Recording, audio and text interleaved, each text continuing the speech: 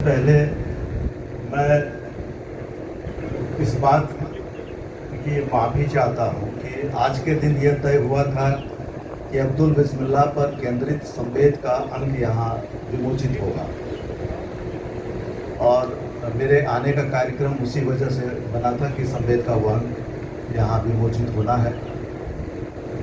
पिछले संवेद का बहुत पहले एक अंक शिवमूर्ति जी पर केंद्रित हुआ था, तो उसका विमोचन शिवमूर्ति जी के गांव में जाकर हम लोगों ने किया था। तो बतरस के माध्यम से यह अवसर संवेद को मिल रहा था। मुझे लगा कि बिस्मिल्लाह जी के अब तो वो गांव में रहते नहीं हैं, बनारस भी उनसे छूट गया, दिल्ली चले गए, तो यहाँ होता तो शायद ज़्यादा अच्छा होता लेकिन वो हो नहीं पाया। और उस नहीं होने में मेरी जो भूमिका हो सकती है उससे थोड़ा ज़्यादा लेखकों की ही है। संवेद के इस अंक को अभी तक नहीं आने में कुछ जो अनिवार्य लेख हैं वो संवेद को अभी मिले नहीं हैं और जैसे तैसे उसे निकालना नहीं चाहता था। और आप जानते हैं कि हिंदी में के लेखकों का आलस्य जो है वो भी अस्थाई भाव है।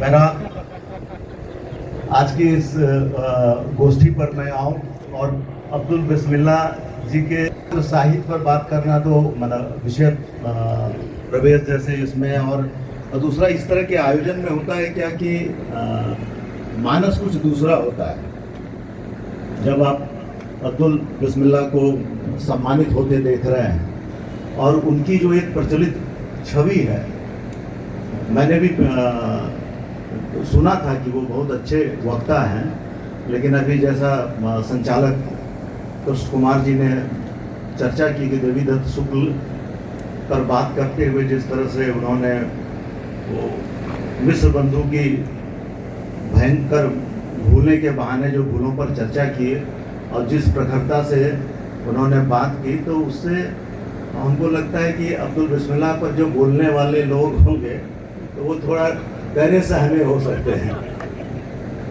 तो मैं हिंदी की तरफ से, संवेद के पाठकों की तरफ से मैं आपको आश्वस्त करता हूं कि अब्दुल बिस्मिल्लाह आपका कुछ नहीं बिगाड़ेंगे। आपने जो सोचा है, जो गूथा है, जो गुनाह है, उस पर वो बात करें।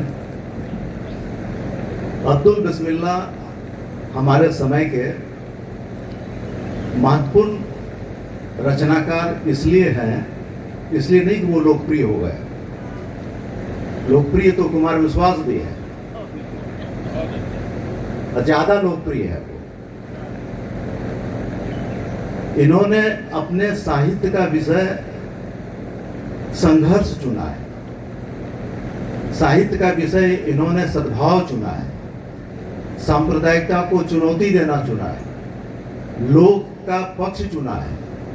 और जब ये चीजें साहित्य का उद्देश्य बन जाए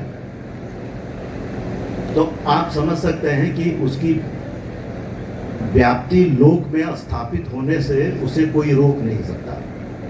आप कहीं मान लीजिए कि जो हिंदी का तो छोड़िए, गैर हिंदी भाषी इलाके में भी थोड़ी थोड़ी हिंदी भी जानने वाले कोई लोग हैं, उनसे अगर आप चर्चा कर दीजिए अब्दुल बिस्मिल्लाह, तो वो झिनी झिनी बिनी चदरिया वाले, ये झिनी झिनी बिनी चदरिया अब्दुल बिस्मिल्लाह के साथ इस तरह से जुड़ गया है जो कभी कभी ये धोखा होता है कि ये पंक्ति कबीर की है कि नहीं है, कहीं ये अब्दुल बिस्मिल्लाह नहीं तो ये शीर्षक नहीं यहीं से शुरू हुआ। ये होता है, हर रचनाकार के साथ होता है। और मुझे लगता है कि अब्दुल बिस्मिल्लाह अगर इस उपन्यास के बाद कुछ नहीं लिखते, कुल उन्होंने 7 उपन्यास लिखे, लेकिन वो सिर्फ अगर झिनी झिनी बिनी चदरिया लिखकर ही चुप रह जाते तो मुझे लगता है कि हिंदी साहित्य में वो अमर रहते।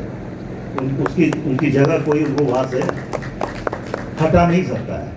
कि ये 1986 में उन्होंने जो उपन्यास लिखा, ऐसे विषय पर लिखा जिस पर हिंदी में उपन्यास तब तक लिखा नहीं गया था। और इस उपन्यास के वो लिखे जाने की जो कहानी है कि वो बनारस के जिस इंटर कॉलेज में पढ़ा रहे थे, तो कल्पना का काशी अंक आना था, तो उसके लिए इनसे एक लेख मांगा गया।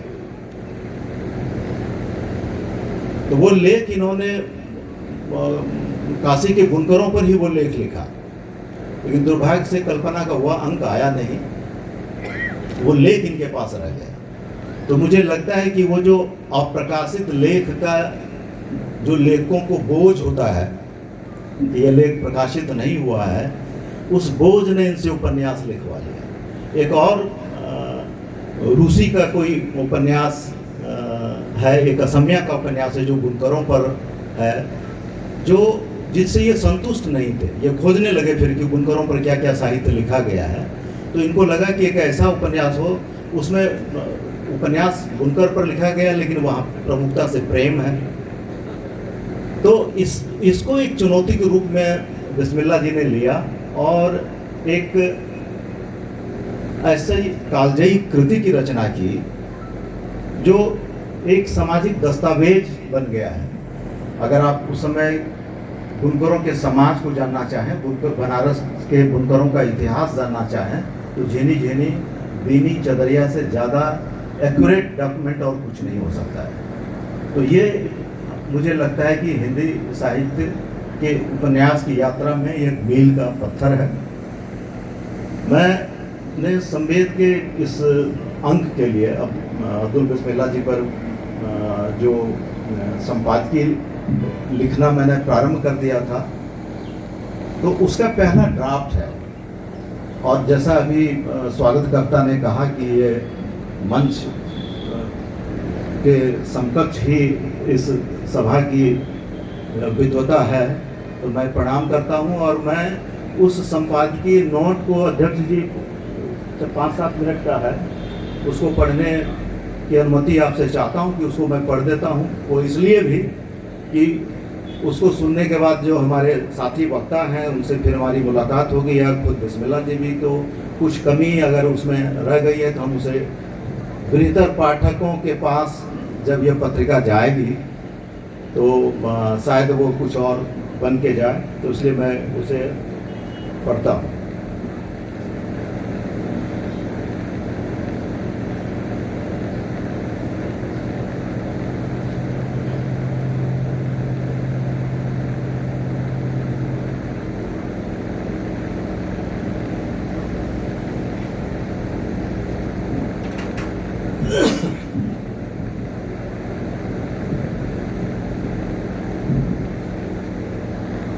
हिंदी साहित्य के कथा परिदृश्य में अब्दुल बिस्मिल्लाह का नाम एक ऐसे कथाकार के रूप में स्थापित है जिन्होंने कहानी को केवल कल्पना या मनोरंजन का माध्यम नहीं, बल्कि समय के कठिन यथार्थ और उपेक्षित समाज के पक्ष में वैचारिक हस्तक्षेप की तरफ प्रयोग किया। उन्होंने गांव, कस्बा, हाशिया, अल्पसंख्यक, स्त्री, मजदूर और लोक संस्कृति जैसे उन संदर्भों को अपने कथा साहित्य का विषय बनाया जिन्हें प्रायः मुख्य धारा साहित्य के हाशिए पर रखा जाता रहा है। अब्दुल बिस्मिल्लाह का कथा संसार यह संकेत देता है कि साहित्य की सच्ची शक्ति सामाजिक न्याय, सांस्कृतिक प्रतिरोध और संवेदनशील अभिव्यक्ति में निहित होती है। वे उस परंपरा के लेखक हैं जो कला के लिए कला की बजाय कला के माध्यम से समाज को देखना जरूरी समझती है। उनका सबसे चर्चित उपन्यास झीनी झीनी बीनी चदरिया बनारस के बुनकर समुदाय के जीवन की त्रासद सच्चाइयों को अभूतपूर्व संवेदना के साथ प्रस्तुत करता है। यह उपन्यास केवल बुनकरों की दुर्दशा का आख्यान नहीं, बल्कि पूंजी, सत्ता और धार्मिक ध्रुवीकरण के विरुद्ध एक प्रभावशाली प्रतिकार है। यहाँ जीवन की विडंबनाएं और संघर्ष इस तरह बुने गए हैं कि पाठक उसके ताने बाने में खुद को शामिल पाता है। बुनकरों के अस्तित्व का संकट वस्त्र उद्योग की सरकारी योजनाओं, वैश्विक पूंजीवाद और सांप्रदायिक राजनीति के जाल में उलझा हुआ है। बिस्मिल्लाह इस संकट को केवल सामाजिक स्तर पर नहीं, बल्कि सांस्कृतिक और आध्यात्मिक परतों तक ले जाते हैं। उठान अब्दुल बिस्मिल्लाह का एक ऐसा उपन्यास है जो स्त्री चेतना, पितृसत्ता और धार्मिक आडंबरों को चुनौती देता है। इद्दन और सितारा जैसी स्त्रियां जब अपनी देह और अस्मिता के प्रश्नों को उठाती है तो यह एक मौन समाज के सामने प्रतिरोध की घोषणा बन जाता है। यह उपन्यास बताता है कि मजहबी रूढ़ियाँ केवल पुरुष वर्चस्व को बनाए रखने का औजार नहीं, बल्कि स्त्री को पवित्रता के नाम पर लगातार नियंत्रित करने की व्यवस्था है। बिस्मिल्लाह यहाँ धार्मिकता और नैतिकता के उस दोहरेपन को बेनकाब करते हैं जो स्त्री को अपना उपनिवेश बनाता है। अपवित्र आख्यान समकालीन सांप्रदायिक समय का साक्ष्य है। यह उपन्यास बताता है कि किस तरह भाषा, संस्कृति और धर्म की राजनीति गंगा जमुनी तहजीब को छिन्न भिन्न करती जा रही है। बिस्मिल्लाह का यह लेखन हिंदी साहित्य में दुर्लभ है, क्योंकि वे मुस्लिम पात्रों को उसकी संपूर्ण मनुष्यता के साथ प्रस्तुत करते हैं, न कि केवल पीड़ित या आतंकवादी के रूप में। वे यह दिखाते हैं कि धर्म केवल आस्था नहीं, एक जटिल सामाजिक उपकरण भी है जिससे सत्ता अपनी सुविधा अनुसार जनता को नियंत्रित करती है। समर शेष है अब्दुल बिस्मिल्लाह की आत्मकथात्मक कृति है, जो केवल व्यक्तिगत जीवन का आख्यान नहीं बल्कि एक सामूहिक संघर्ष की स्मृति है। यह एक छोटे गांव से निकले बालक की कहानी है जो पिता की मृत्यु, पारिवारिक अभाव और सामाजिक बाधाओं के बावजूद साहित्य और शिक्षा के क्षेत्र में अपनी जगह बनाता है। यहाँ लेखन आत्म प्रदर्शन नहीं, आत्म उत्खनन है। वे अपने भीतर की जद्दोजहद, अपनी माँ की संघर्षशीलता और प्रेम की छायाओं को अत्यंत संयम और सच्चे स्वर में व्यक्त करते हैं। इस कृति में आत्मकथा और सामाजिक दस्तावेज दोनों का विलयन मिलता है। दंतकथा एक प्रतीकात्मक उपन्यास है जिसमें मुख्य पात्र एक मुर्गा है। यह मुर्गा असहायता, असुरक्षा और भय के बीच जूझता हुआ मानव सभ्यता की हिंसक प्रवृत्तियों का प्रतीक बन जाता है। यह रचना बिस्मिल्लाह की शैलीगत विविधता और प्रयोगशीलता का उदाहरण है। वहीं मुखड़ा क्या देखे स्वतंत्रता के बाद के भारत में ग्रामीण राजनीति, सामुदायिक संबंधों और पहचान के बदलते विमर्शों का चित्रण करती है। यह उपन्यास सांप्रदायिकता के उद्भव और उसके खिलाफ सामाजिक एकता की ज़रूरत को बहुत संजीदगी से उठाता है। अद्भुत अब्दुल बिस्मिल्लाह के कहानी संग्रह रफ रफ मेल, शादी का जोकर और ताकि सनद रहे उनके उपन्यासों से जरा अलग हैं।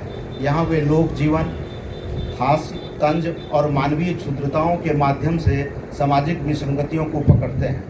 इन कहानियों की खासियत यह है कि वे भाषा, लय और लोक बोध में पूरी तरह ज़मीन से जुड़ी होती है। शादी का जोकर जैसे चरित्र समाज में मौजूद उस मुखौटे को सामने लाते हैं जो रस्मों, जातियों और दिखावे के बीच आदमी को खो देते हैं। आज का भारत धार्मिक ध्रुवीकरण और असहिष्णुता के बीच अपने मूल सामाजिक ताने बाने को खो रहा है।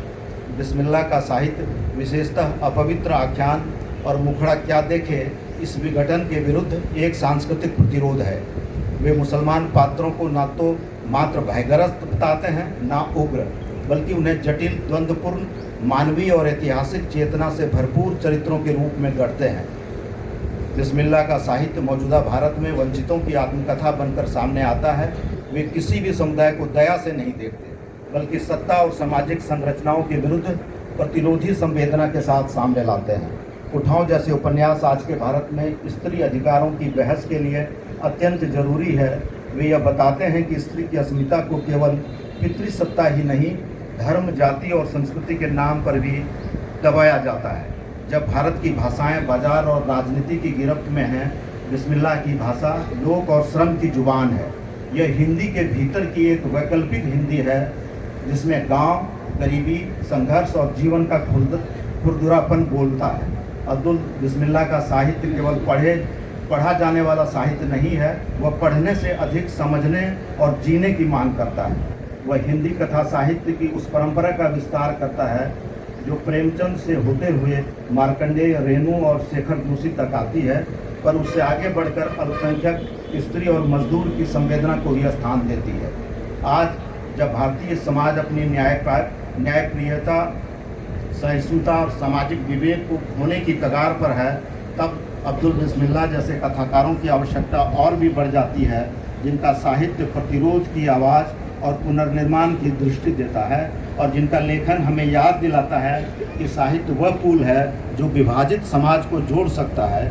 वह दर्पण नहीं, एक चेतावनी है और सबसे बढ़कर वह आम आदमी की भाषा में मनुष्य होने का अर्थ खोजने की कोशिश है। मुझे लगता है कि उनके साहित्य का